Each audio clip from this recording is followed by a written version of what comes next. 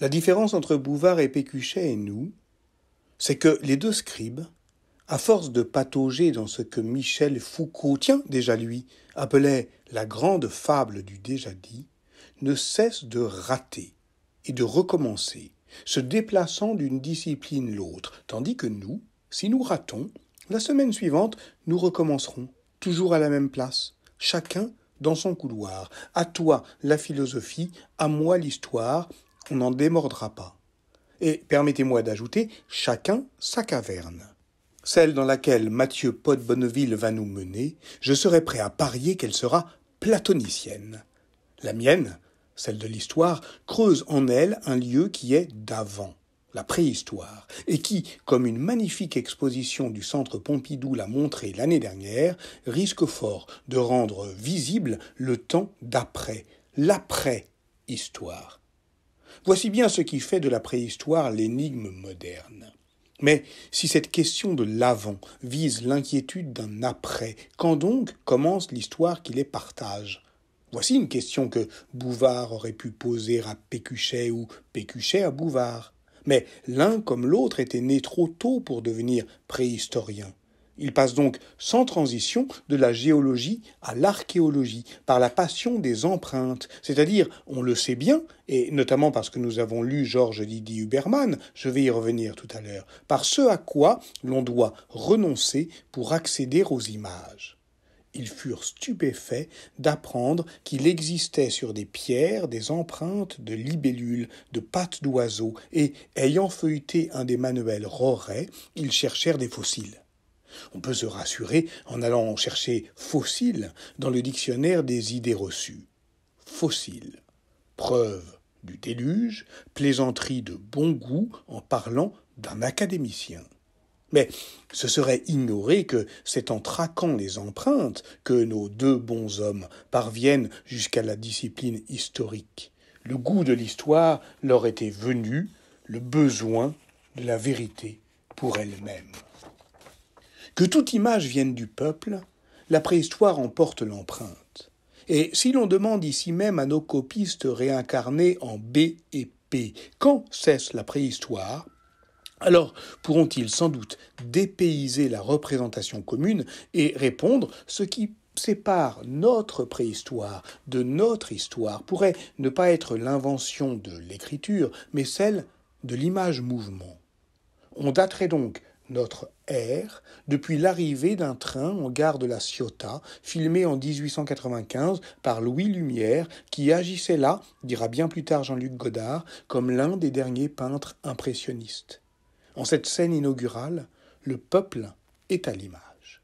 Mieux, il l'envahit peu à peu, se rassemble pour occuper le cadre tout entier au fur et à mesure que le train ralentit, s'arrête en gare et que se mêle la foule de ceux qui descendent et ceux qui montent. C'est cela l'histoire, évidemment, monter et descendre d'un train. Voici donc la scène inaugurale. Depuis, affirmait Serge Danet, toutes les autres images ont un peu moins bouleversé, perdant chaque jour leur force d'éblouissement, d'émerveillement. Je propose donc de commencer par marquer la date au tableau, le 30 mars de l'an 124 de notre ère, je veux dire en 124 après les frères Lumière. Me voici donc non pas l'historien, mais le préhistorien de notre duo confiné, condamné à ne saisir de ces images mouvements qu'on nous projette ici qu'une trame très ancienne, encore discernable par empreinte, quoique presque effacée, ramenant au visible les images passées d'un peuple depuis longtemps disparu. Je serai, durant ces 4 semaines, l'historien de cette rémanence-là, donc le préhistorien de nos hantises. Et, au fond, sans entrer dans les dédales de la théorie de la sociologie de l'art, si l'on pense légitime de faire avec de l'art une histoire qui ne soit pas une histoire de l'art, j'entends une histoire seulement attentive aux gestes créateurs, c'est bien parce que l'on postule que quelque chose s'y imprime par transparence d'une société tout entière. Et même si cette croyance est dangereuse, elle consiste, dit Paul Veyne, à juger une société sur sa mine, elle est d'autant plus ancrée que la période historique est reculée. On parlera plus facilement de France gothique que de France cubiste. Mais c'est bien avec cette capacité des images à signer l'époque par transfert ou transparence dans l'épaisseur de sa transmission, une sorte de chiffre secret qui en ferait moins la signature que le filigrane, que l'on aura affaire ici ensemble. Entrons donc dans la caverne. Pénétrons dans une grotte préhistorique. Nous voici au fond de la grotte de Gargasse, dans l'Ariège, près de Saint-Bertrand-de-Comminges. Elle fut ornée au Paléolithique supérieur de nombreuses gravures figuratives, chevaux, bisons, aurochs, et de mains négatives, réalisées au pochoir en soufflant de l'oxyde de manganèse dans des tiges creuses. Il y en a plusieurs centaines, 326 exactement, et nous sommes incapables de savoir à combien d'individus elles appartenaient. Mais le geste est bouleversant. Allez visiter une grotte préhistorique avec des enfants, et vous verrez, ça ne manque pas. Ce qui nous bouleverse, sans doute, c'est que cette empreinte est celui du spectateur émancipé de Jacques Rancière. 100 balles qu'il va vous en parler de lui aussi. Il doit bien faire quelque chose devant la paroi pour que le visible advienne. Il y a donc à Gargasse 326 mains négatives, des empreintes, plus celle-ci, isolée dans une niche, une seule trace, une main isolée ou la main d'un solitaire. Telle est la première rêverie que cette image enclenche. Autre anomalie, il lui manque des phalanges. Comment interpréter ce manque, cette trace qui manque? Les premières hypothèses sont dramatiques. On postulait au début du XXe siècle, et c'était encore le cas de l'abbé Breuil, des mutilations rituelles. On échafaudait des intrigues. Des chasseurs se coupaient les doigts en signe de deuil ou pour punir une désobéissance. Or, la plupart de ces mains sont celles d'adolescents. Les mutilés de Gargasse, au fil des études, devenaient de jeunes éphèbes, soumis à un rite d'initiation. Un préhistorien reconstituait une autre intrigue, celle de jeunes mâles isolés de la tribu, venant dans la grotte dessiner des représentations féminines pour compenser leur frustration sexuelle. Il a fallu attendre André Leroi-Gourhan pour supposer que ces doigts absents n'étaient pas mutilés mais repliés, et que le choix de ces positions pouvait correspondre à un code visuel des chasseurs. Le structuralisme a du bon. En mettant en série les traces, en les sortant de leur isolement, un système se faisait jour. Une seule trace, et le discours qui, dramatiquement, se précipite. Le cas peut sembler extrême, il ne l'est pas. La préhistoire est, dans ses méthodes, dans ses fantasmes, un précipité d'histoire. Tous les enjeux y apparaissent plus clairs, plus nettement silhouettés, comme au pochoir. Car les traces qui gisent dans une grotte ont été laissées là par de minuscules intrigues. Des êtres humains sont venus, ont peint les parois, sont repartis, une foule, un peuple, quelques individus seulement? Combien de fois en 30 000 ans? Les inscriptions pariétales de Gargasse sont datées entre moins 29 et moins 22 000 ans. On peut au mieux distinguer plusieurs strates d'intervention humaine, mais cela se compte en dizaines d'années au mieux. De la poussière tassée, des ossements d'animaux, des outils oubliés, de la fumée des bougies aux parois permettant d'évaluer des moments, des durées d'occupation. Mais cela doit se compter en semaines, peut-être en mois. Des sanctuaires, vraiment ? Mais ce n'est pas Lourdes. Il faut les imaginer, ces sanctuaires intermittents et rares. Et entre deux visites, quel laps de temps se déroule? 3 mois ou 3000 ans? Des hommes sont venus, puis repartis. Un enfant seul s'est perdu, il est mort. Un ours aussi, plus tard, est venu. Il pleuvait, il a glissé dans la boue, il a fait demi-tour. Et sur ses mains, des striures avec des intervalles irréguliers. Alors on cherche un code, un alphabet, peut-être, on s'excite. Mais non, un autre chercheur arrive et explique qu'il s'agissait d'un petit rongeur piégé par la montée des eaux. Il se noyait, il paniquait, il a griffé les parois. C'est un geste poignant, minuscule, mais immense. Avez-vous lu Écorce de Georges Didier Huberman? Et ce que l'on voit ici déjà, c'est que si toute image vient du peuple, elle vient du peuple qui manque, exposé, fragile, vulnérable. Tel est évidemment ce qui bouleversait Georges Bataille, qui publie en 1955 Lascaux ou la naissance de l'art. La découverte de Lascaux est renversante, car l'homme y a peint l'animalité qu'il quittait, s'excusant d'être déjà ce qu'il serait. Il devient le maître de l'animal en même temps qu'il en donne une image poétique et souveraine, rayonnant de la toute-puissance d'un monde désormais impénétrable. Et Bataille mettait cette apparition en rapport avec l'éclair d'Hiroshima. Je suis frappé du fait que la lumière se fasse sur notre naissance au moment même où la perspective de la mort nous apparaît. Comment ne pas penser alors à cet autre peuple disparu, celui qui, le 6 août 1945, fut soumis à la duplicité du temps atomique. Cela s'est passé d'un coup, un flash et la mort de masse, des milliers d'êtres foudroyés, et cela continue à se passer depuis, la catastrophe atomique étant d'une certaine manière toujours en cours. De là cet imaginaire photographique constamment à l'œuvre, flash nucléaire, impression en négatif des kimonos sur les peaux, ombre imprimée sur les murs, qui fait de la catastrophe d'Hiroshima un événement visuel. Voici donc l'énigme moderne de la préhistoire.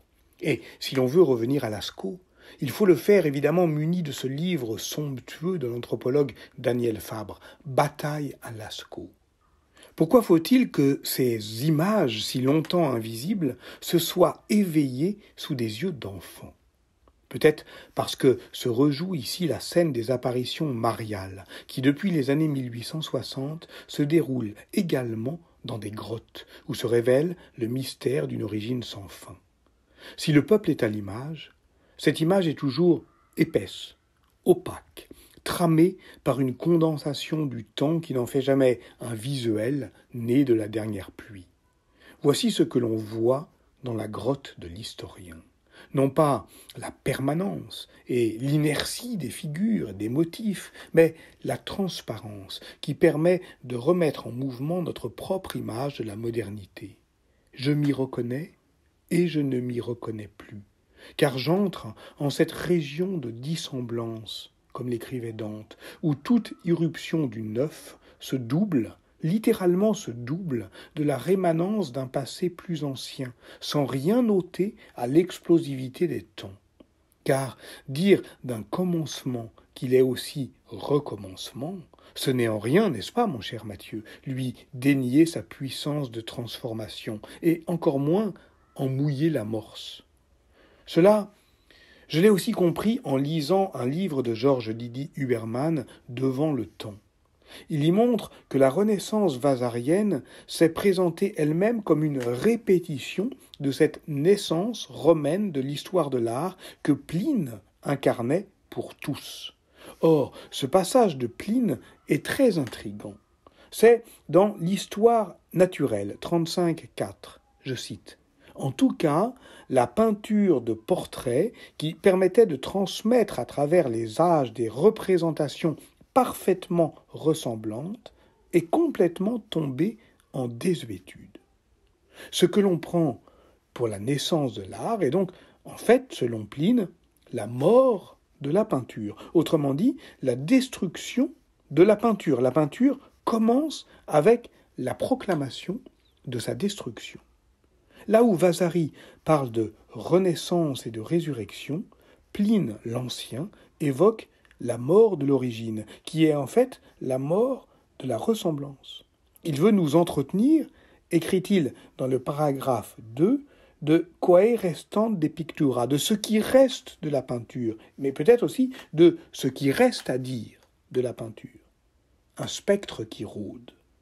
Qu'est-ce qui est mort avec la ressemblance? Alors, Pline dit « l'imaginum pictura ». On traduit généralement par la peinture de portrait, genre florissant au 1er siècle, que l'on songe aux peintures de Pompéi. Dans ce cas, Pline est aveugle ou idiot. Mais en donnant une traduction de cette expression en termes de genre pictural et non pas de fonction de l'image, on raisonne comme Vasari. et non comme Pline. Pour comprendre ce qu'est l'imaginum pictura, il faut se reporter à la suite du passage. L'usage rituel que décrit Pline permet de préciser de quelle ressemblance il s'agit. L'imaginum pictura est l'empreinte du visage dans la cire, le moule mortuaire qui est le support rituel du droit privé. Cette empreinte du visage est aussi une empreinte de la loi liée à l'enregistrement des archives des magistrats. Pline dénonce comme luxuria ce que Vasari exalte comme art, la contemplation d'œuvres pour leur beauté, leur collection, leur emploi et le montage moderne de fragments archéologiques. Surtout, la question de la permutation des têtes de statues pose le problème essentiel de l'illégitimité d'une ressemblance par permutation. C'est un crime de lèse-ressemblance, dit Lydie Huberman, car il brusque l'ordre des générations.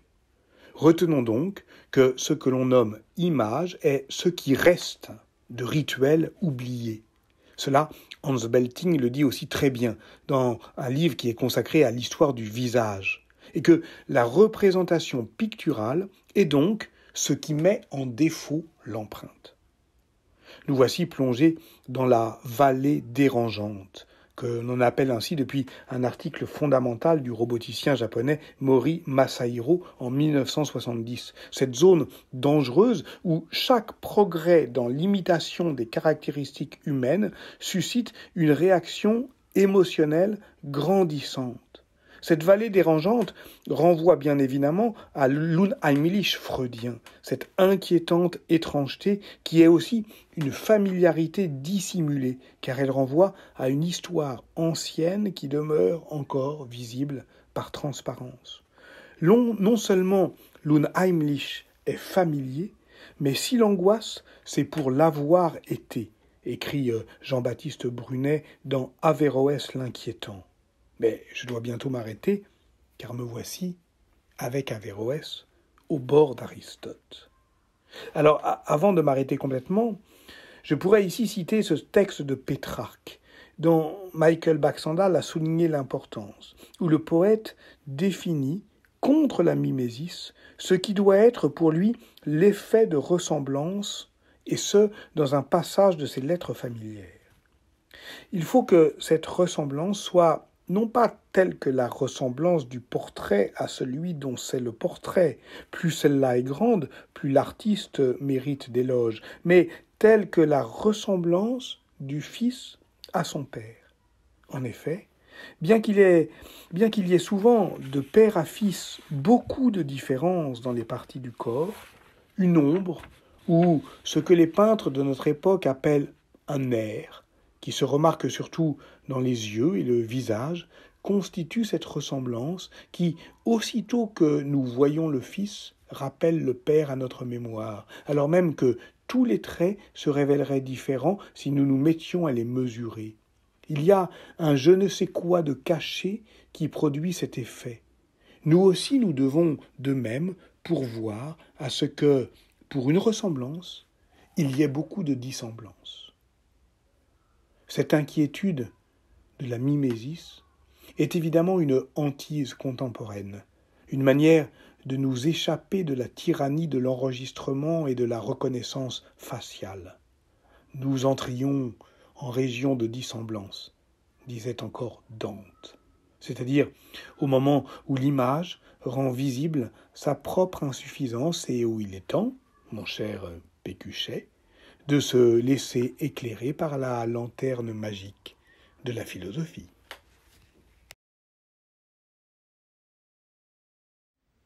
Partons du plus élémentaire. En philosophie, dire que toute image vient du peuple, d'emblée, ce n'est pas un compliment. Précisément parce que du peuple, entendons du commun, de la foule, des masses ordinaires, la philosophie entend s'extraire ou s'éloigner. Ce n'est pas une affaire d'aristocratisme. Quand bien même Socrate revendique dialoguer avec l'esclave comme avec son maître, avec l'Athénien comme avec l'étranger, autrement dit exercer la philosophie avec n'importe qui, il doit d'abord le prendre à part, trouver une ruelle, un porche, un portique, où l'on sera au calme sans être assailli par trop de monde. On pourrait dire, en forme de paradoxe, que pour prétendre dialoguer avec n'importe qui, le philosophe exige de ne pas parler avec tout le monde, en même temps que tout le monde, ou au milieu de tout le monde. Donc le peuple, c'est déjà compliqué. Or, ce partage qui sépare le philosophe de la foule, qui distingue l'exercice rigoureux de la pensée de la pratique ordinaire, mêlée, collective de la parole, ce partage-là s'établit d'abord et avant tout en traçant les contours de ce qu'est une image, et en établissant qu'échanger des images, ce n'est pas encore avoir des idées. On le voit dans l'un des dialogues de jeunesse les plus connus de Platon, l'Hippias majeur. À la question de Socrate, « Qu'est-ce que le beau ?» le sophiste Hippias répond que le beau, c'est une belle jeune fille. Une jeune fille qui passe, nimbée de lumière grecque. On dirait qu'elle est au ralenti, à contre-jour dans le texte. Là-dessus, Socrate fait la moue, réplique que cette réponse ne vaut pas. Certes, elle arrête la pensée sur une figure à la fois visuellement frappante, culturellement incontestable, qui irait discuter la beauté des jeunes filles, mais elle nous met hors d'état de comprendre ce qui autorise à dire belle des réalités visiblement différentes et socialement incomparables. Car après tout, cette jument, cette marmite, on les dit également belles, et pourtant elles ne ressemblent pas beaucoup à cette jeune fille. D'ailleurs, les mentionner fait tout de suite moins distinguer. Arrêtons-nous un instant sur la réponse d'Hippias. Le beau, c'est une belle jeune fille. Cette réponse, on le sent, ne désigne aucune jeune fille en particulier. Hippias n'est pas borné au point de mélanger la généralité du mot et la singularité des choses, comme s'il prenait le nom commun pour un nom propre. Et puis, d'ailleurs, des jeunes filles particulières, on n'en croise pas beaucoup dans les parages de l'Agora. Leur mention au seuil de ce dialogue philosophique va de pair avec leur éviction du cercle des interlocutrices possibles, éviction qui, à l'exception du jardin d'Épicure, marquera la pensée antique et se prolongera loin au-delà. C'est à croire qu'en philosophie, on ne parle des jeunes filles que pour s'éviter d'avoir à les entendre. Non. La jeune fille, ce n'est ni celle-ci, ni celle-là. C'est la jeune fille qui vaudrait pour toutes, mais sans cesser pour autant d'être qui elle est. La jeune fille superlative, qui vaudrait pour la beauté même, non en dépit, mais du fait de la concrétion émouvante de ses qualités. J'ignore si elle est en feu, mais la jeune fille d'Hippias, c'est très exactement un portrait. Le premier portrait de la jeune fille, peut-être. Parce qu'un portrait réalise, pour parler comme Claude Lévi-Strauss dans La pensée sauvage, un portrait réalise une synthèse entre la structure et l'accident. Autrement dit, un portrait ne trouve de souffle, d'élan, de portée universelle, que pour autant qu'on n'en retranche rien. Pas un froissement de robe, pas une mèche de cheveux. Reste qu'un portrait, ça n'est pas une réponse. Cela ne règle pas, dit Socrate, le problème du noyau de sens commun à la jeune fille, à la jument, à la marmite. Portrait de la marmite en feu, on sent bien que cela fait un titre moins convaincant. Toutefois, il faut pour le reconnaître avoir changé de ton, changé de plan. Il faut avoir quitté le registre des discours mondains où l'on échange ce genre de banalités, le cercle des convenances où cela peut suffire, satisfaire les interlocuteurs, permettre de poursuivre la conversation avec l'air pénétré. Autrement dit, d'un même geste, d'une même remarque aimablement formulée, mon cher Hippias, je ne t'ai pas demandé ce qui était beau, mais ce qu'était le beau, traduisons, merci de ranger ta jeune fille, Socrate trace une démarcation entre le plan des figures et celui des idées. tout en invitant son interlocuteur à le rejoindre dans une enquête où, décidément, ils devront tourner le dos aux habitudes et aux valeurs reconnues par la foule.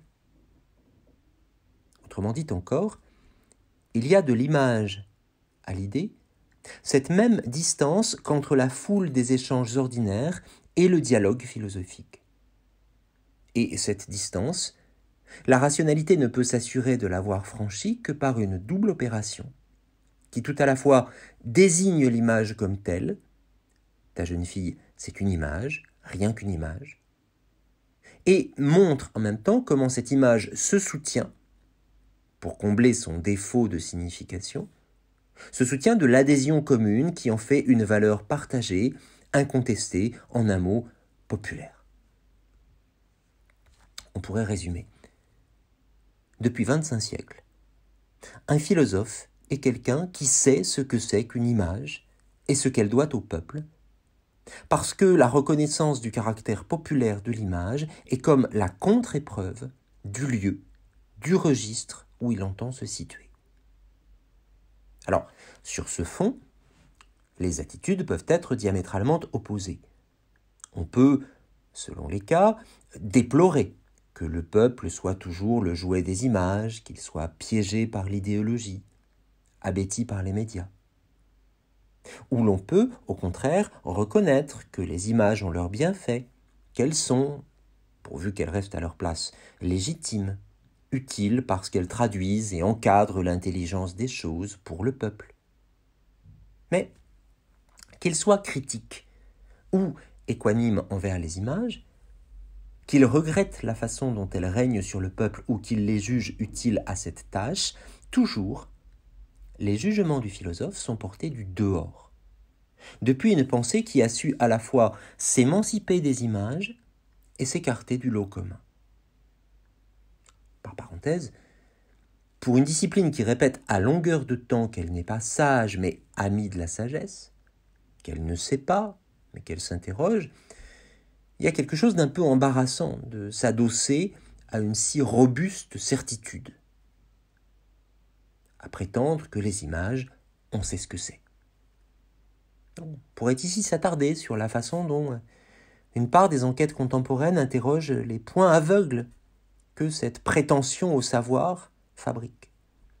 Par exemple, pour Jean-Christophe Bailly, dans son récent livre « L'imagement », le travail de la critique, ça n'est pas de déployer un sens que l'image dirait encore trop mal. C'est, je le cite, l'art de laisser revenir les mots conformément à la secousse qui les a un instant interdits. L'image, pour Bailly, n'est pas ce qui dit mal, mais ce qui interdit la parole, et cela fait une différence. Pour revenir à Platon, c'est bien entendu dans l'allégorie de la caverne que cette scène prend corps. Aussi, faut-il passer un instant par ce texte où tant de générations d'élèves ont piétiné, avec le soulagement d'avoir enfin quelque chose à raconter, et la perplexité quant à ce qu'il faudrait y comprendre. Et c'est vrai que c'est un texte qui rend perplexe l'allégorie de la caverne. Parce que dans ce passage du livre 7 de la République, Platon noue dans une sorte d'étrange spirale ou d'anneau de Möbius une discipline de l'image et une tragédie du peuple. Une discipline de l'image, puisque le propre d'une allégorie, qui rapporte chaque détail du tableau à sa signification rationnelle, chaque étape traversée par le prisonnier libéré de ses chaînes à l'un des genres de connaissances, dont Platon a plutôt dans le texte détaillé la disposition, le propre d'une allégorie, donc, c'est de garantir que l'image ne dit pas davantage ni autre chose que ce qu'on entend lui faire dire. De sorte que sa valeur est strictement propédeutique. C'est un simple marchepied vers une compréhension pure des rapports entre les degrés de la connaissance et de la réalité. Une allégorie, au fond, c'est comme ces dessins d'école maternelle. L'exercice de coloriage consiste avant tout à ne pas déborder. Mais ce même texte est aussi, sur son autre versant, une tragédie du peuple. Comme on sait, le fugitif qui aura réussi à se libérer, à se hisser jusqu'à la véritable contemplation des choses, à sortir de la caverne, lorsqu'il reviendra sur ses pas, ce fugitif échouera à se faire entendre de ses anciens compagnons de cellule, et il sera mis à mort par eux. Or, c'est très curieux, parce que dans cet épisode, on ne peut pas se contenter de lire une simple déploration du sort que la communauté réserve à ses éclaireurs ou à ses lanceurs d'alerte. Au fond, il faut aussi noter que cet épisode, qui clôt l'allégorie, porte à douter précisément des vertus pédagogiques de celle-ci. C'est une boucle paradoxale. Le tableau censé élever graduellement les auditeurs à l'intelligence du réel se clôt sur le meurtre d'un personnage tué pour n'avoir pas su élever ses auditeurs à l'intelligence du réel. Aux dernières pages de son Tractatus Logico-Philosophicus, Wittgenstein note, je le cite, « Mes propositions sont des éclaircissements en ceci que celui qui me comprend les reconnaît à la fin comme dépourvus de sens. » Selon la même stratégie d'accomplissement déceptif, au livre 7 de la République, l'allégorie de la caverne se clôt par l'échec d'une éducation du peuple par l'image. L'échec d'une éducation du peuple par l'image constitue le dernier chapitre du manuel qui en illustre l'ambition et en règle l'exercice. Et l'on s'étonne que des générations de lycéens trouvent ce texte bizarre. Mais revenons un peu sur nos pas, avant cette fin tragique. L'allégorie de la caverne nous place dans l'étrange position d'être spectateurs d'un peuple de spectateurs, assis face aux parois d'une caverne où dansent des ombres. Soyons attentifs aux détails. D'abord, le spectacle auquel ils assistent est aussi imprévisible et dansant que leur propre tête est sévèrement tenue, puisque des chaînes assurent la fixité de leur regard. Cela veut dire qu'ils subissent une aliénation d'autant plus rigide que ces contenus sont variables, évanescents, que les silhouettes éclairées là derrière par les flammes s'évanouissent et renaissent perpétuellement, comme le font des ombres éclairées par un feu. C'est parce que surgissent à chaque instant de nouvelles images que l'on ne peut pas, c'est le cas de le dire, changer de chaîne. D'autre part, faute de pouvoir tourner la tête, d'apercevoir ainsi chez les autres les chaînes qu'ils ne sentent pas sur eux-mêmes, le public assis est privé de cette réflexivité sans laquelle il n'y a pas d'arrachement possible à cette triste condition. Peut-être le texte fait-il là discrètement signe vers l'une des spécificités de l'image. Comme le notera beaucoup plus tard l'anthropologue Gregory Bateson, on ne peut pas mettre une image entre guillemets. On ne peut pas la citer par antiphrase. L'image décourage la réflexion parce qu'elle sature le visible. De la foule de spectateurs, ainsi fascinés par les images, aux spectateurs philosophes, lecteurs, qui, les observant, déjouent les ressorts de cette fascination, des uns à l'autre, la discontinuité est donc totale. De l'une à l'autre posture, la transition est énigmatique. D'ailleurs, le récit platonicien ne dit pas ce qui fait tomber les chaînes du voyageur. Il dit seulement « quand l'un des hommes aura été délivré et forcé soudainement à se lever ». C'est donc soit le spectacle, soit le surplomb. Dans pareil dispositif, on ne saurait en aucun cas être, pour reprendre un beau titre de Jacques Rancière, un spectateur émancipé. Pour autant, cela ne veut pas dire qu'aucune différence ne vient séparer les hommes rassemblés dans l'ombre de la caverne. Vous le savez, vous connaissez vos classiques. Cet espace intérieur est divisé en deux lieux et en deux groupes.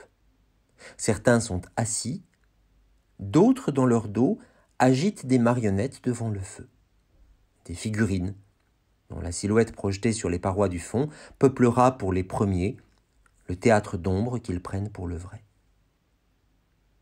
Dans l'allégorie de Platon, c'est d'abord une manière de noter que les facteurs d'image ne sont pas moins prisonniers, ni moins troglodytes que ceux qu'ils s'appliquent à divertir. Les habiles manipulateurs de figures, tous les hippias du monde, sont tout autant joués que joueurs. Ce sont des demi-habiles, doublement leurrés d'ailleurs, par la fausse distance qu'ils croient entretenir avec le spectacle qu'ils infligent aux autres, par le savoir-faire qu'ils déploient, par les recettes qu'ils utilisent et qu'ils croient être la connaissance suprême. On n'est pas obligé d'avoir beaucoup de sympathie pour la doctrine de Platon et son hostilité aux images, mais je continue de trouver assez réconfortante cette manière de renvoyer dans les cordes ou dans la caverne une certaine arrogance propre à la mise en scène. Je trouve assez puissante la manière dont Platon décèle une profonde naïveté dans l'illusion de pouvoir manier les images, de pouvoir entretenir avec les images qu'on suscite une relation simplement instrumentale, comme si amener les autres à croire suffisait à faire une connaissance, comme si l'on pouvait compter sur l'impression d'en savoir long pour nous forger une lucidité. Au fond, il y a une certaine candeur des montreurs de marionnettes. Nous sommes donc tous immergés dans le même bain d'images. Toutefois, pour revenir une dernière fois à Platon, la caverne ne dit pas exactement cela. Puisqu'il y a une seule caverne, certes, mais un vide en son milieu, un petit mur. Et autour de ce petit mur, deux zones qui divisent la communauté en deux parties égales, les uns montrant, les autres regardant. Il faut donc comprendre que la communauté est divisée autour des images. Il faudrait admettre que la communauté ne peut pas ne pas confier ou déléguer à certains de ses membres le soin, la tâche ou le fardeau d'imaginer pour tous. Pour bien faire une chose, il ne faut faire qu'une chose. C'est chez Platon le principe politique le plus constant. C'est d'ailleurs la raison pour laquelle il déteste la démocratie, où chacun touche un peu à tout, et il déteste la poésie, le théâtre ou les mythes, parce que les choses y sont toujours en même temps autre chose qu'elles-mêmes, les dieux des animaux, les mots des métaphores ou des métamorphoses, etc. Mais on pourrait alors penser, avec et contre Platon, que le soin de se figurer que les choses ne sont pas ce qu'elles sont, que ce soin-là aussi requiert une compétence spéciale, que troubler l'identité des êtres exige que certains s'y consacrent, deviennent des spécialistes du désajustement. On aurait envie de protester, de se dire qu'au fond chacun est libre de forger les images qu'il veut, qu'en démocratie aucun intermédiaire ne devrait s'interposer entre le peuple et les images qu'il se donne. Et pourtant, pour qu'il y ait image, est-ce qu'il ne faut pas que certains se fassent les intercesseurs entre le peuple et lui-même, quitte d'ailleurs à ce que le peuple ne s'y reconnaisse pas d'emblée? On les appellerait, tenez, ces intercesseurs, on les appellerait des artistes, tant qu'on y est, ou des chamans, c'est selon. Et ça me donnera une image pour conclure. Lors de la parade qui ouvrit l'édition 2019 de la Nuit Blanche, à Paris, l'artiste Annette Messager avait imaginé un char intitulé « La Nuit Blanche des animaux ». Tiré par 2 chevaux, il consistait en une vaste tente de toile blanche, fermée, dans laquelle s'agitaient des danseurs portant des masques d'animaux, des marionnettes aussi, peut-être, on ne sait pas, on n'est pas sûr, puisque on assistait justement depuis la rue qu'au balai d'ombre projeté depuis l'intérieur, qu'accompagnaient de loin en loin des cris, ou le relief d'une main, d'un bras, d'une épaule, dont le contact avec la toile déformait brièvement les parois. C'était peut-être, expliquait très simplement l'artiste, un changement d'identité, les animaux qui deviennent des humains, ou les humains qui deviennent des animaux. L'automne dernier, donc, Annette Messager fit voyager devant le peuple parisien cette sorte de caverne inversée puisque nous assistions, libres, au ballet de ces silhouettes encagées. À moins que cela ait été une façon ironique de suggérer l'inverse, d'indiquer que nous étions vis-à-vis d'un monde animal désormais enclos, en quelque sorte fermé dehors. Or, il se trouve qu'en ce même automne, paraissait aux éditions La Découverte le grand livre d'un anthropologue, Charles Stepanov. Livre intitulé « Voyager dans l'invisible, technique chamanique de l'imagination ». Stepanov, spécialiste du chamanisme Tuva en Sibérie du Sud, consacre dans ce livre de longs développements à la pratique de ce qu'il appelle la tente claire. Tente où le chaman, revêtu de ses insignes et instruments, convoque devant le groupe rassemblé les créatures, les esprits de l'au-delà, s'en fait le médiateur. Ce qui intéresse Stepanov, c'est la façon dont cette stricte séparation des rôles, où la tâche de communiquer avec le monde non-humain est exclusivement réservée à une élite chamanique, ce qu'il nomme le chamanisme hiérarchique, cette stricte séparation paraît avoir succédé à une autre expérience religieuse, ce qu'il nomme le chamanisme hétérarchique. Cette expérience-là prenait corps dans la pratique de la tente sombre, non plus la tente claire, mais la tente sombre, qu'on trouve encore dans l'Est sibérien et où, plongé dans le noir, rassemblé autour du chamoine étroitement ligoté, c'est le groupe dans son entier qui entend et perçoit les frôlements et les souffles, les ululements et les bourrasques témoignant dans l'ombre profonde, et pour des yeux baignés de nuit, mais sans l'ombre d'un doute, de la présence des esprits. Ainsi, au début du XXe siècle, l'ethnologue russe Chatilov raconte : nous avons d'abord entendu le chant du coucou, cet oiseau prophétique. Son chant mélodieux et doux a résonné assez longtemps dans différents points de la yourte, puis sa mélodie triste et tendre fut soudain remplacée par le battement d'ailes d'un immense oiseau, et nous avons été saisis par l'imitation talentueuse du rire du hibou. Hou, hou, hou. Ce rire sinistre a littéralement empli la yourte, produisant dans l'obscurité totale une forte impression sur les participants qui y étaient particulièrement disposés. Soudain, ce sombre tableau fut bouleversé par le cri joyeux et provoquant d'un canard qui paraissait avoir été surpris. Coin, coin, coin. L'humeur des participants changea aussitôt, des chuchotements joyeux et un soupir de soulagement se firent entendre. Ensuite, haut dans le ciel, une grue passa en criant, comme si elle appelait tout le monde à elle. Et soudain, quelque chose tomba à nouveau d'en haut, et le sifflement caractéristique de l'écureuil rayé retentit. La question même, qui pour Charles Stepanov doit gouverner une anthropologie de l'imaginaire, ce n'est pas seulement de comprendre quand et pourquoi l'humanité a éprouvé le besoin de se donner, à l'appui de ses rêveries, ces supports tangibles que sont les images peintes ou gravées, mobiles ou immobiles, supports dont, après tout, elle s'est passée durant la plus grande partie de sa proto-histoire. La question est aussi de réaliser que la toute première forme de division du travail n'intervint pas dans le domaine économique, mais dans le champ religieux. Et elle consista à confier à certains la charge et la prérogative de parcourir les territoires du rêve. Que certains rêvent pour les autres, que certains prennent soin des images pour le peuple, voilà ce qui s'est produit, ce qui s'y gagna, ce qui s'y perdit. Voici un point dont il faudrait discuter.